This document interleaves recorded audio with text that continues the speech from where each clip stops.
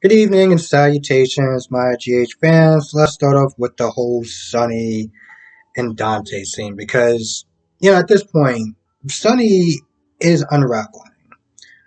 First, he gets up in Chase face, um, talking about how Brooklyn isn't good enough for him and, what's going on with Brooklyn and this, that, and the third. And, Dante had to sit there and kind of step in, like, yo, just kind of back off. It's a complicated situation. Just, what's going on with you? But with that being said, Chase and Dante were supposed to go out for drinks after the whole Brooklyn talk, but after seeing Sonny the way he was acting, Dante was like, you know what, you better go without me. I'm just gonna sit there and chill.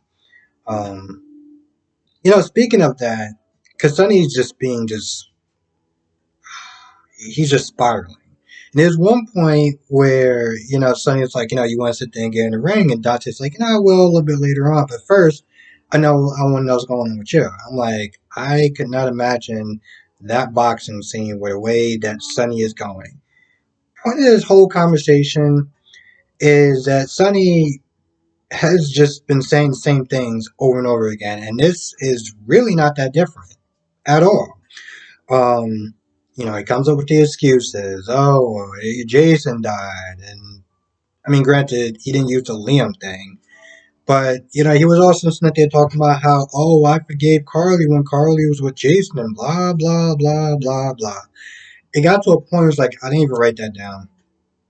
Like I didn't even write it down because it's like you've been saying the same thing for about 4 days, and I get it. Sonny's off his medication, so he's not thinking logically. He just well, I'm going to be honest, I'm not a doctor and I don't, understand bipolar and stuff like that, but it just seems like he's just repeating himself over and over again.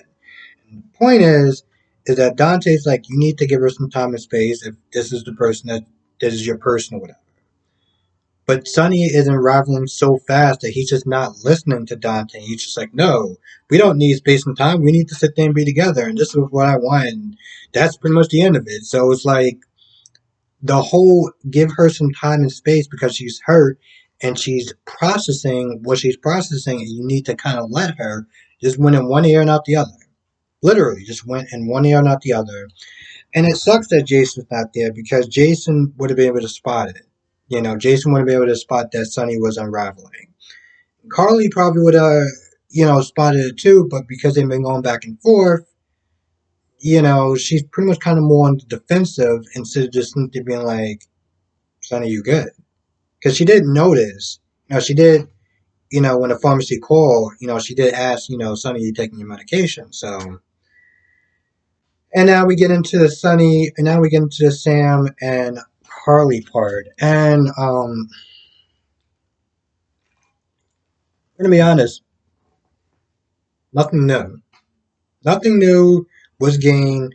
I didn't really feel like I there was any insight to really gain from that, and I understand that to an extent because, well, when you're watching the soap opera for the first time, you need to understand the players and the emotions and the motivations and what's going on with these characters. So I get that they kind of had to sit there and replay out everything that Carly was feeling.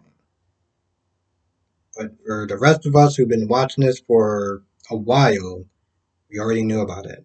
We already knew that, Carly is upset with Sonny because, he constantly sits there and defends Nina. He lied about his feelings, and when she was honest, he wasn't. Um, kind of made them all feel invalid as far as their feelings was concerned when Sonny said that he wasn't a victim. All this stuff was literally stuff that we've heard for the past 2 weeks. So, to be honest, the scene didn't really do much for me. The only thing that really did was just show us how far Carly and Sam has come. From that first encounter to Carly Snitcher trying to kick out Sam whenever she wants to talk to Jason, to Sam coming over to Carly's place with some beers or whatever, and just kind of wanted to sit there and check and see how she's doing. You know, so on that front, it was great, but everything else was just rinse and repeat. So, you got everyone there, Epiphany and Ben and Liz and Portia and Curtis, worrying about Marshall. And pretty much what they said was that his blood pressure spiked and they need to put him on different medication. Um, it kind of bothered Epiphany because I don't know. I guess she felt like his diagnosis was just very quick and just seemed like it was either rushed or it was like, oh well, I think it's good or whatever. So she did sit there and question him afterwards, and I mean, let's be honest. I'm not saying it was right the way he talked to her, but I do understand, having somebody sit there and try to second guess your work. Um, and it's not so much that she's a nurse or anything like that, but just having anyone, question your work. It's not there trying to be like, oh, well, I was sat there and taught that, you got to sit there and do this and you got to do that. Like he didn't sit there and earn his stripes by going through medical school. And now he's sitting there having somebody question him on a procedure and what he should be doing. So I understand where he's coming from. I'm not I'm not just saying he should have sat there and talked down to her because I didn't appreciate that. But I understood where he was coming from. Anyway, Epiphany went to go and see how Marshall was doing, kind of questioned him as far as like what's going on with his medical, like like is he good? Um, and, he was being dodgy like usual, but he made some sort of joke or whatever. I can't remember it, and they're fine. Now Curtis, on the other hand, was not there talking to Portia, and Curtis was like he was still very conflicted because he wants to sit there and give him a chance, but at the same time he's been very dodgy and very questionable, and not really being forthcoming as far as getting information out of him. Even though he had to sit there and talk with Drew, as far as like, yo, sometimes in WITSEC or whatever, like you give out what you can give out, and that's a sign of trust, and you kind of just got to sit there and take it for what it is. He's still sitting there questioning should he give him a chance or not. And I kind of, I'm not gonna lie, I kind of sat there and I was just like, bro, are you kidding me? Like, your dad literally just had like not a heart attack, but like a health scare. And you're just like, well, I want to give him a chance, but, I don't know if I can really trust him. But Drew said there was, like, blah, blah, blah, blah. And then Portia's like, well, what do you want to do? Like, you want to give him a chance, this is up to you. And he's still sitting there like, I don't know. I'm like, bro. So he goes in Marshall's room and he starts asking, what's going on as far as his medical health is concerned. Um, because it may be hereditary or whatever. So he wants to sit there and try to find out what's going on as far as, his health is concerned. But, well, he's dodgy like usual. And of course, that does not please Curtis. So they argue back and forth. And I'm just like, we just going to do this over again, aren't we? Aren't we? But in the end, I think he was just kind of like, you know what? Maybe it was the health scare because, he was like, yo, let's not take you home. Um, And it seemed like by his tone, the look on his face, like I'm gonna sit there and try to meet you a little halfway. At least that's what I hope, because this whole back and forth thing is I get it. He wants to sit there and try to find out what's going on, but it's just like, bro, pick a lane and go in it into something is just kind of fishy, or something comes up where he just has to sit there and investigate. Like just pick a lane and just go in it. Just go. So, Alexis and Sean are sitting there having dinner, and Harmony comes to Metro Court to get some takeout. Now, Alexis is like, why don't you come over here and hang out or whatever? Why don't you sit there and join us? But I guess apparently, and I didn't even notice this, Sean was sitting there just giving her like, the death stare, like the stink eye, or whatever. So when she was sitting there talking to Alexa, she was like, yeah, I don't know. I don't think, Sean really wants me to sit there and be there. Plus, your daughters and stuff like that, or your daughter Sam that practically warned me away from you, or just like warned me that she was going to keep an eye on me. And granted, she didn't sit there and say that to cause friction. She was just like, this is where we are. Like we're not, you're not on the inside anymore. Like, there's going to be a lot of people that's not going to be happy, with a friendship with us. So after she leaves, Alexis sits down and talks. And, Sean's like, listen, I'm one for giving second chances. Trust me. Like, I get it. But, I mean, think about what she did to your daughters. And there was one line in there that I really did not understand. Um, when they were sitting there talking about his daughters. And Alexis said something along the lines of, well, I feel like Christina's opinion would matter more than Sam's. And I'm like, well, why is that? I mean, let's be honest. You, she drugged both of them, or one of them drugged both of them. So why would Christina's opinion matter more than Sam? And the same thing that was going to happen to, what, honestly, tell you the truth, I'm not going to lie. It was so long ago. I'm actually have my facts mixed up. But the point is, I think she just kind of came to the conclusion when she was talking to Sean that, my daughters aren't going to be happy with me having a relationship with this woman that practically try to screw us both over. So yeah, it's gonna be no friendship between me and Harvey. I'm like, here's the thing. I know there are a lot of people that's like, I want a friendship that like they like the friendship between Harmony and Alexis, and I would be all for that.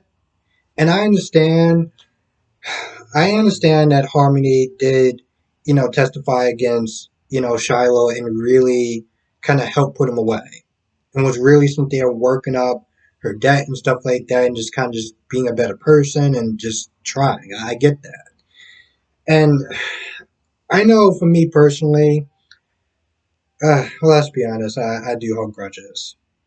But I feel like this is one of those things where it's like, even if I didn't hold grudges like that, I would still be like, yo, that was your daughter. That was your baby girl right there. That she was about to sit there and screw over.